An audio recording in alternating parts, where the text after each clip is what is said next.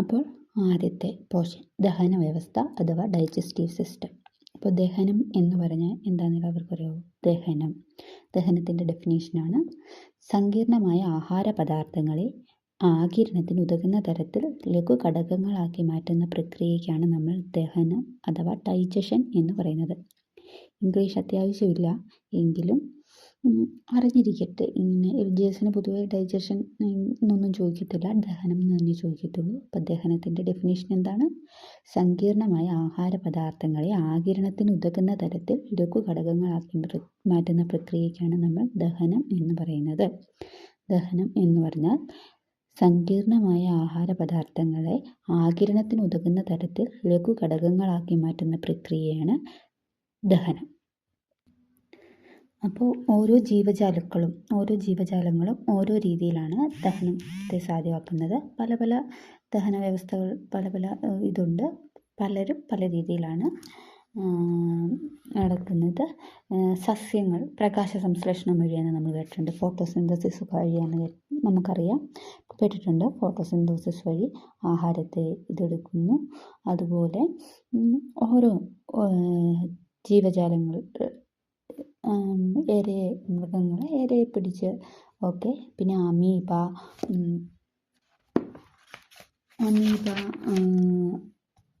ആഹാരത്തിന് വരുന്നത് ഹൈഡ്ര ടെൻഡക്കിൾ സഹായത്തിൽ ഇരയെ മരവിപ്പിച്ച് വായിലാക്കുകയും ശരീരം അറയിൽ എത്തിക്കുകയും ചെയ്യുന്നു. അമീബ എന്ന് വെച്ചിട്ടുണ്ടെങ്കിൽ കപടപദം മതി. അതിൻ്റെ കാലുകൾക്കാണ് കപടപദം എന്ന് പറയുന്നത്, നമുക്കറിയാലോ. അപ്പം കപടപദങ്ങൾ ഉപയോഗിച്ച് ആഹാരത്തെ കോശത്തിൽ എത്തിക്കുന്നതാണ് കപടപദം. കപടപദം എന്ന് പറഞ്ഞാൽ അറിയാം, അമീബയുടെ കാൽഭാഗത്തിനെ നമ്മൾ കപടപദം എന്ന് പറയുന്നത്.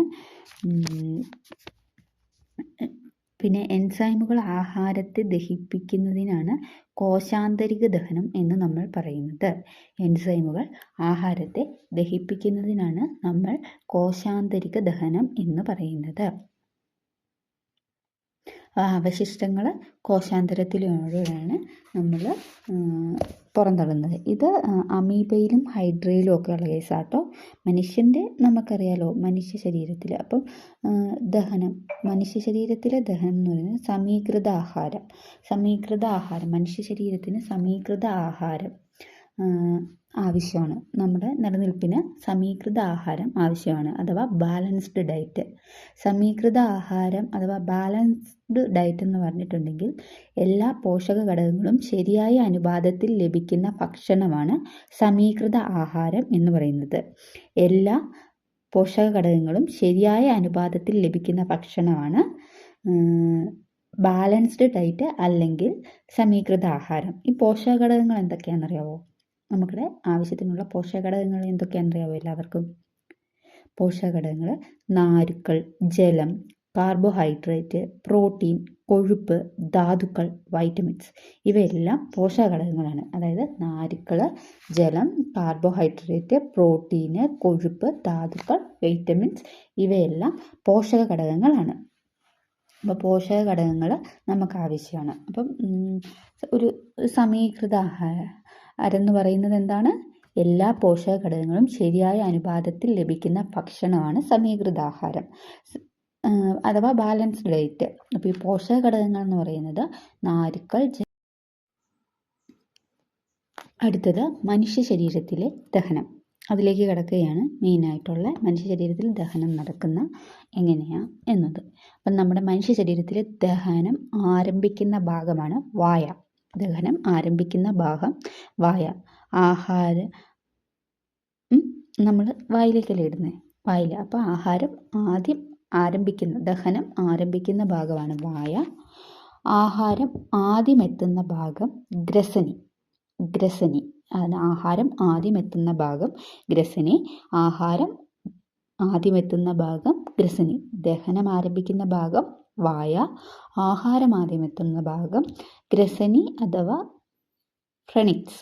അപ്പം ഗ്രസനി, ഈ ഗ്രസനി എന്ന് പറഞ്ഞാൽ ആഹാരം ആദ്യം എത്തുന്ന നമ്മുടെ ഈ തൊണ്ടക്കുഴിയില്ലേ, ഫുഡ് ചവച്ച് ആദ്യം എത്തുന്ന തൊണ്ടക്കുഴി, അവിടുത്തെ ഒരു ചെറിയ ഇതാണ്, ഒരു സംഭവമാണ് ഗ്രസനി എന്ന് പറയുന്നത്.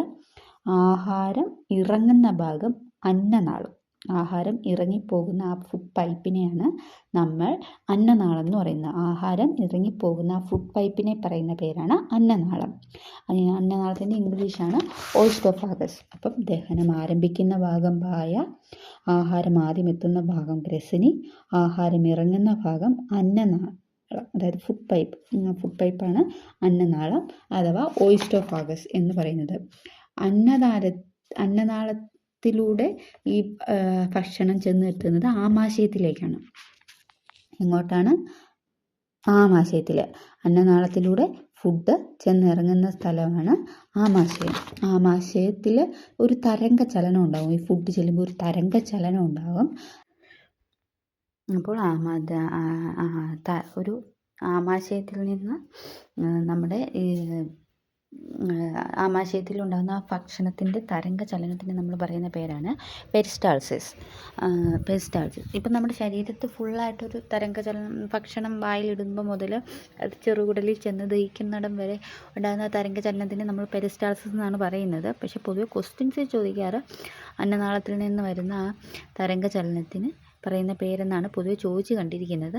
അപ്പോൾ എവിടെ വെച്ച് ചോദിച്ചാലും പെരിസ്റ്റാൾസിസ് എന്നുള്ള ഓപ്ഷൻ ഉണ്ടെങ്കിൽ അതാണ് മാർക്ക് ചെയ്യേണ്ടത്.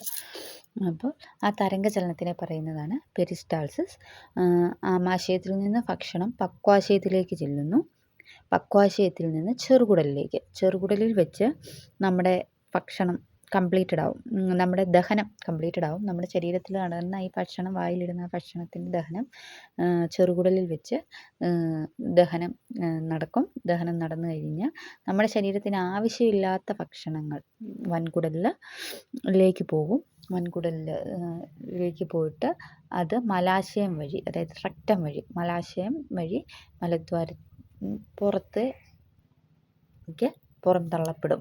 നമ്മുടെ ശരീരത്തിൽ ആവശ്യമില്ലാത്തത് പുറന്തള്ളപ്പെടും. അപ്പോൾ നമ്മൾ ഭക്ഷണം വായിലിടുന്നു. അത് പിന്നെ ഗ്രസനിയിൽ നിന്ന് അന്നനാളത്തിൽ നിന്ന് ആമാശയത്തിലേക്ക് പോകുമ്പോൾ ഉണ്ടാകുന്ന തരംഗ ചലനത്തിനെ നമ്മൾ പെരിസ്റ്റാൾസിസ് എന്ന് പറയും. അതിൽ നിന്ന് ആമാശയത്തിലേക്ക് ഭക്ഷണം പക്വാശയത്തിലേക്ക് വരും. പക്വാശയത്തിൽ നിന്ന് ചെറുകുടലിലേക്ക് പോകും. ചെറുകുടലിൽ വെച്ച് ദഹനം നടക്കും. ദഹനത്തിൻ്റെ എല്ലാ പ്രൊസീജിയേഴ്സും കഴിയും. അത് കഴിഞ്ഞാൽ നമുക്ക് ആവശ്യമില്ലാത്ത ദഹനം നടക്കാത്ത എല്ലാ സംഭവം വൻകുടലിലേക്ക് വിടും. വൻകുടലിൽ നിന്ന് നമ്മുടെ ശരീരത്ത് ആവശ്യമില്ലാത്ത എല്ലാ സംഭവങ്ങളും മലാശയം വഴി, അതായത് റെക്ടം വഴി, മലദ്വാരം വഴി നമ്മുടെ ഭക്ഷണങ്ങൾ പുറന്തള്ളപ്പെടും. ഇതാണ്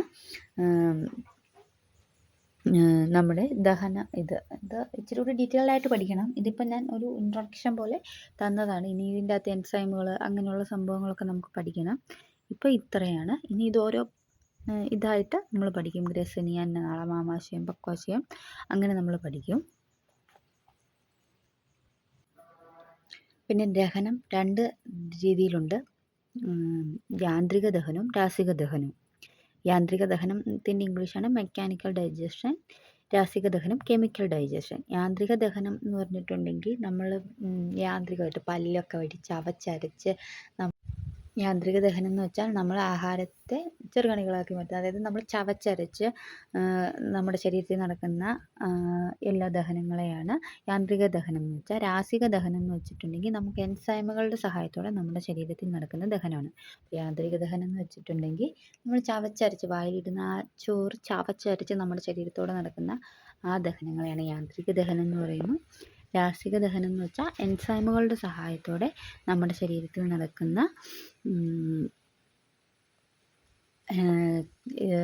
ദഹനത്തെയാണ് രാസിക ദഹനം എന്ന് പറയുന്നത്. യാന്ത്രിക ദഹനം അതാണ് മെക്കാനിക്കലായിട്ട് നടക്കുന്നത്. യാന്ത്രിക ദഹനം കെമിക്കൽ എൻസൈംസിൻ്റെ ഇതിലൂടെ നടക്കുന്നത് രാസിക ദഹനം, അങ്ങനെയാണ് പറയുന്നത്. അപ്പം ദഹനം എന്ന് പറഞ്ഞാൽ തന്നെ സങ്കീർണമായ ആഹാര ഘടകങ്ങളെ അകിരണത്തിനായി ലഘു ഘടകങ്ങളാക്കി മാറ്റുന്ന പ്രക്രിയയാണ് നമ്മൾ ദഹനം അഥവാ ഡൈജഷൻ എന്ന് പറയുന്നത്. ദഹനം 2 വിധത്തിലുണ്ട്: യാന്ത്രിക ദഹനം, രാസിക ദഹനം. യാന്ത്രിക ദഹനം മെക്കാനിക്കൽ ഡൈജഷൻ.